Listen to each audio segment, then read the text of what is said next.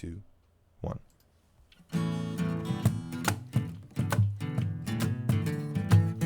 Welcome to Patron Familias, coming to you from Fairhope, Alabama.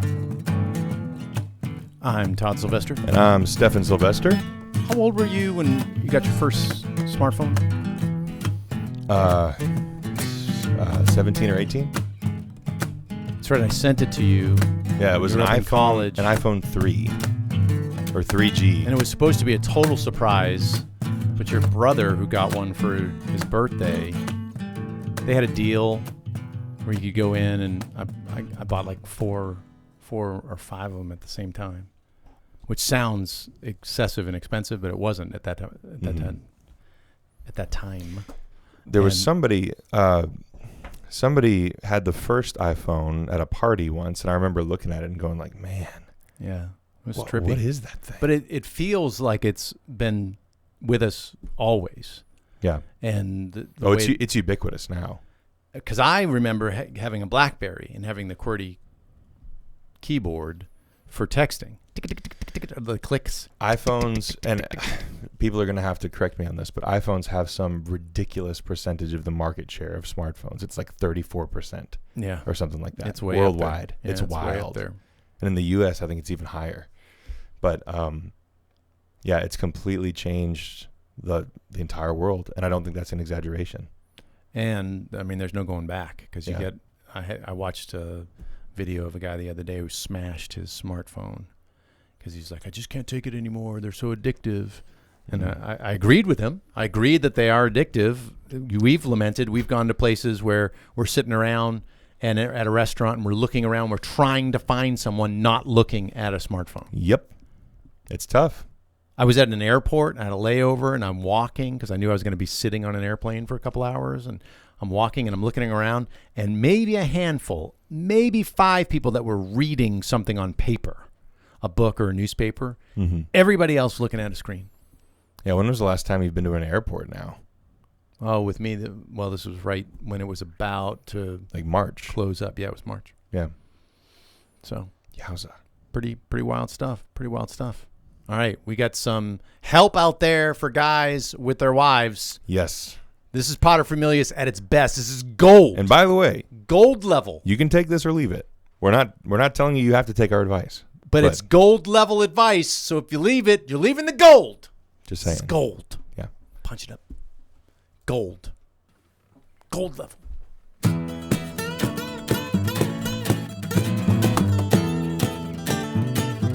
It's the main thing. Yeah, yeah, yeah.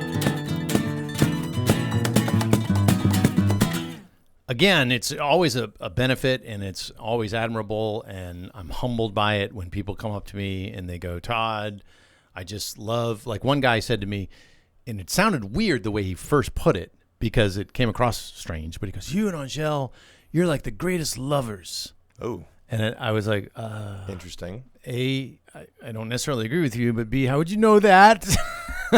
But what he meant was that it was evident that we love each other, and we show that love towards one another. And they'll ask for things like, oh, what works for you? You know, we've mentioned several times, even the last podcast, what's your secret? People are always asking that kind of stuff. But they'll say, well, what are some of the more important things? Like I read a cool blog one time where this guy was talking about, he asked him, I guess he was celebrating 50 years of marriage. And a young journalist said, well, again, what's your secret? And he immediately came up with one. I mean, no hesitation at all. He said, the long kiss. And he goes, excuse me? And he goes, the long kiss. My wife and I, each morning after we're ready for the day, before I go off to work, we give each other a long kiss. And he goes, we started doing that, I don't know, 20, 30 years ago. And there's just something about that where it connects us. I think psychologically that makes a lot of sense. Yeah. Yeah. Super cool. But one guy came to me one time and he's like, I'm always arguing with my wife and I can't understand, I'll say something and she just explodes on me and I just don't understand why she's so upset. Yeah. Which a lot of guys, when you say that, you almost want to go, Well, maybe it's you. Maybe, right. Like, have you thought of that maybe? Possibly the one thing in this scenario that is always a constant would be you. Maybe be. And by the way, like there are instances where it's one-sided going the other way. Yes, absolutely. But as men, because you and I know each other and we know how men are, just generally speaking, we normally tend to be the ones who are being a little stubborn. True. And it's a good thing that you did mention that, because Mom and I, when we went to a marriage counselor, who is a woman counselor, a couple times I felt really good about this, where she kind of turned and go, well, Angel, maybe we have to look at this again. Right. And I was like, I'm so glad she's a woman saying that to my wife. Because this is a little validating. Just saying. Yeah. No, I know the feeling. I know it. Yeah. But there is one phrase that I'm going to say right now. This is the gold level, paterfamilias.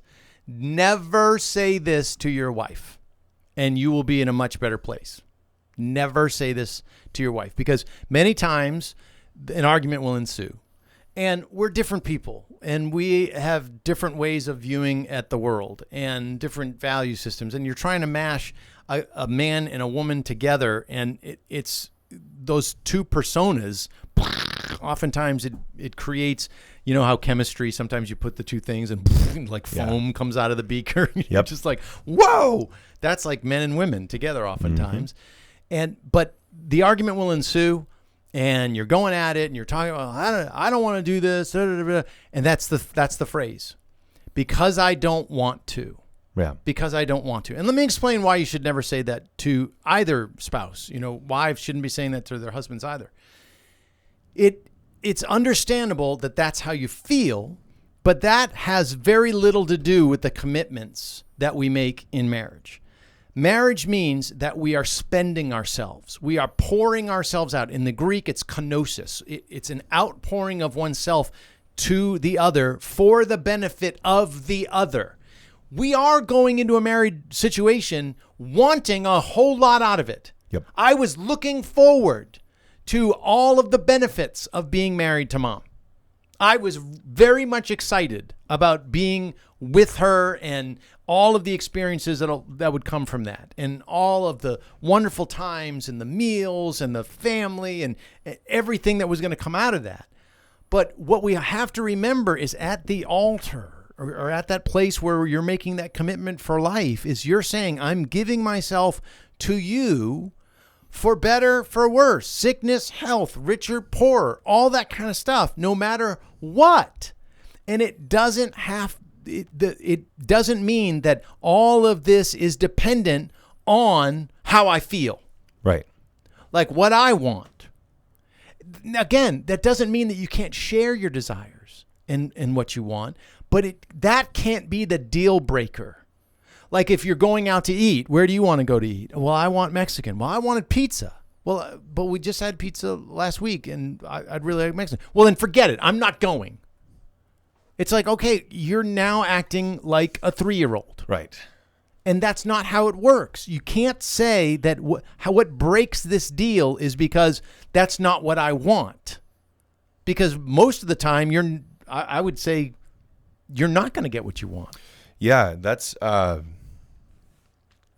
So I agree, but I would actually phrase it differently. Sure. So I agree that you should never say, because I don't want to, that's not helpful or healthy when you're trying to work some of this stuff out. But the way that I've explained it to people who have come to me and said, like, hey, you and Afton seem like y'all are, I've never gotten you guys seem like you're the best lovers comment from someone. That's only been one guy. Which would have been strange. One guy. But what people do tell us is they say, y'all seem to be very comfortable around each other.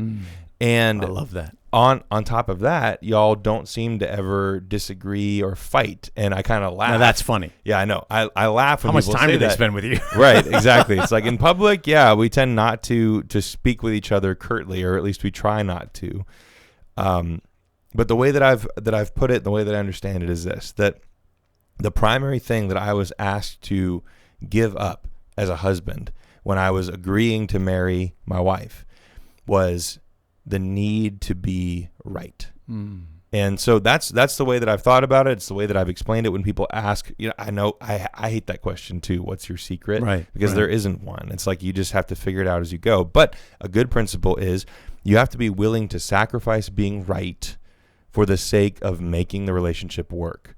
Okay, use some details. Yeah. So, for example, I very frequently will get into sort of soft, gentle disagreements with my wife. That happens almost every day. Less often, we will get into like sort of really tense arguments where we're really trying to work something out and we really don't agree. And in those situations, most of the time, the proper thing for me to do is to defer. And I have to defer even if I'm pretty sure that I'm right, and I'm pretty sure that I could argue with my wife until she would just give up and defer. So then why would you defer? Because there are guys that are listening right now that are like, come on, man up. Because if I got into marriage just to be right all the time, then my marriage isn't going to last. Right? Agreed. And I didn't really get that when I first got married, but I've since been able to understand that in being married for 6 years now. It's like I am happy to sacrifice being right. I'm happy to do that. What I'm not happy to do is to release all of my will to the will of my wife, because that wouldn't be right.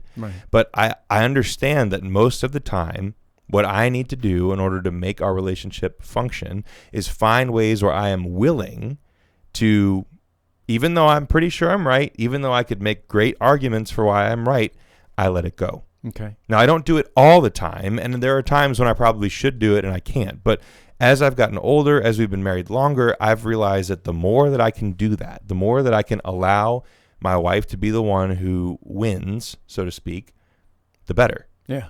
Now, there are times, and I want to be clear about this, there are times when if it's really important and if I'm really being honest with myself and I know that I am right, then I will stand my frickin' ground. Yeah. And I won't back down. And sometimes you have to do that, but you need to pick those battles very, very carefully, because if you don't, then what you'll end up doing is getting high on being right with this person who you're really close to because it feels really good. And if you do that, what you're doing is changing the dynamic of your relationship with your spouse, and you're making it about winning instead of about sacrifice, right? And that's such a messed up way to look at it. And yet a lot of couples that we know look at their fights in their relationship, they look at their arguments exactly like that. It's like, it's a game and one of us is going to win, and it's really important that I win. Yeah.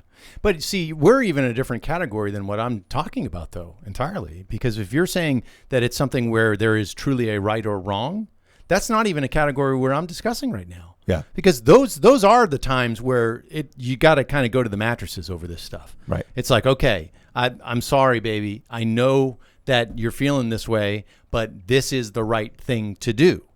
I'm talking about those instances where it really does come down to just feelings. Let me give you an example. Personal choice. Well, right. Like, I absolutely love the mountains. Love the mountains. I loved hiking. I loved camping. I love whitewater rafting. That is, if you ask me what's the one thing you want to do right before you die, it's whitewater rafting. Like, that's absolutely, that's awesome. I mean, that's just where I'm at. I get exhilarated. I get out there, I get in the raft, and I'm jumping out of the raft. Like, this is great. I'm in the rapids. I can't breathe. I love this. I own it. But Mom loves the beach. She hates the mountains. And I don't know if that's a strong enough term. Like, she just goes up there, and she might say that's pretty. Like, when we went to Colorado, she's in the 14s, that's pretty. But she's like, okay, now what? Like, I don't want to go hiking through it. And I looked at it through a window, and I could have done this on television. And so you're just talking about personal preferences when it comes to... Most of the time when we're pushing our preferences, and you know how it's going to get intertwined. It's going to get woven in there where there's going to be times where it's like, well, but this is really the best thing to do. But I'm using this as an example because when it comes to going on vacation, we're always going to go to the beach. Yeah. I can deal with the beach. If you notice when we go, who's the one that kind of stays back most of the time and cleans in the kitchen and does the laundry and everything? Because the beach is nice for me to walk with mom and hold her hand, but beyond that, But you hate the beach. I don't hate it. Yes, you do. No, I don't. I dislike it. I'm okay on a lounge chair with an umbrella and a good book, and I like to hear the sound of the waves. Would you ever go there by yourself? No. You hate it. I don't hate it. Yes, you do. You're just not admitting it. No. I really don't hate it. You just said you would never go there by yourself. Probably not, because Would I've got other Mom things ever to go do. to the mountains by herself? Well, no, but see, that's not, you can't really even state it that way, because she would laugh about going to the mountains by herself. I'm not laughing about going to the beach by myself. That's fair. So, okay, maybe different levels of hatred. Yes, or different level of dislike. And really, those are important. This is a really important part of what I'm talking about, because sure. I don't say to mom, I'm not going to the beach with you because I don't want to. Well, she knows I don't want to. But I also know that she has a stronger not want to go whitewater rafting. Yeah. Even though I've even told her, I said, I am getting you on the water as soon as Andrew is 12. When Andrew is 12, in 3 years, we're taking a trip. And everyone that wants to, that's over 12, can go rafting. Yes. Sylvester rafting trip. I love it. And you know what? She'll be okay with that trip, even though, quote unquote, she doesn't want to, because she'll know that that's the balancing act. Like, that's going to be enough of me going, all right, once we do it this one time, then you'll never have to go again. Yeah, and I think, so what you're talking about is the give and take in a relationship that makes it work in terms of the things that make both of y'all who you are, right? Yes. So like personality-wise. Yeah. And that's the clash that you're talking about here. But it's more, let's talk more about the give. Right. Okay, so here's an example that I was just thinking about. So you know that I am a very, like, I'm quality time. That's my love language. That's what I appreciate from people, and I take it really personally, and I try not to. It's not like if you've done this to me, then you should be like, oh no, but I'm going to write Stefan a letter of apology. No, please don't do that.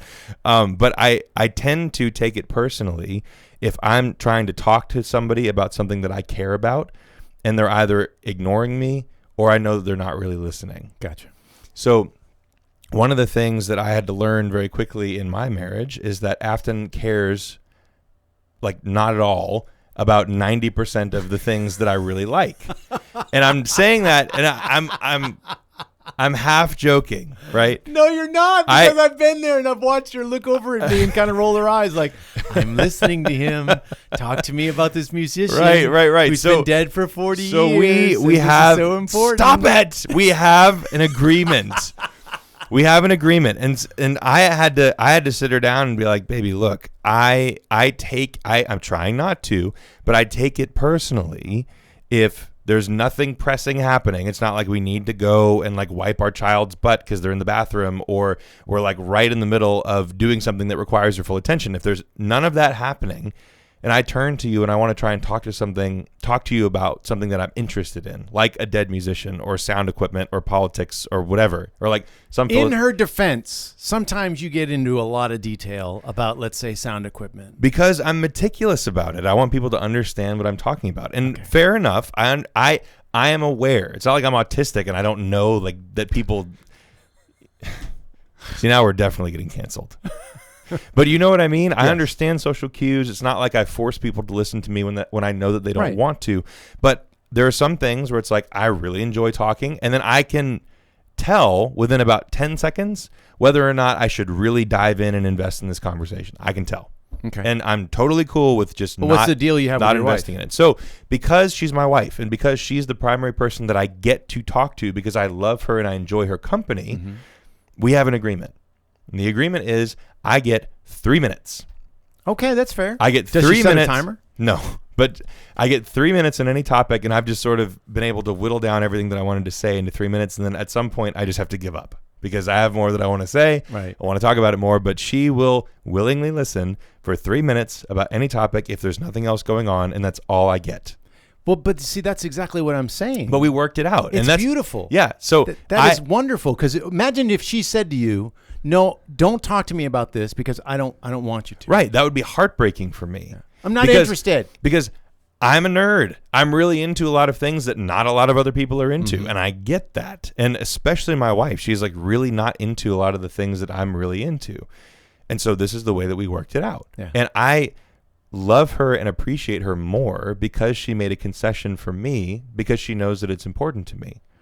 And there's lots of ways that we've done that for each other so far, and I'm sure we'll continue to do that. But that's something that we had to work out and talk about. Yeah. It didn't just happen, right? right? It's not natural. Because I had to sit her down and say, hey, this is becoming an issue for me, and it's really bothering me. It's really frustrating.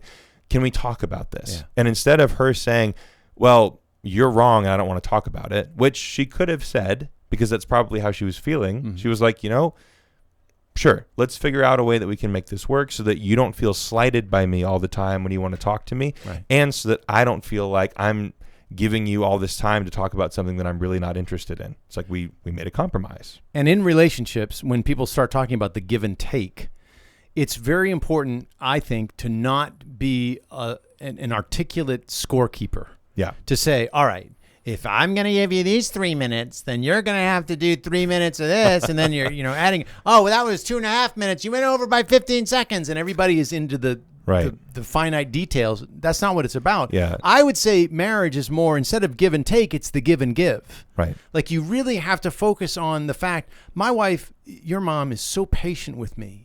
She's so patient with me because she knows sometimes I'm just like you. I geek out on something and I'm just going off on it. Is that where I got that from? Yeah, sorry. Oh, come on, Dad.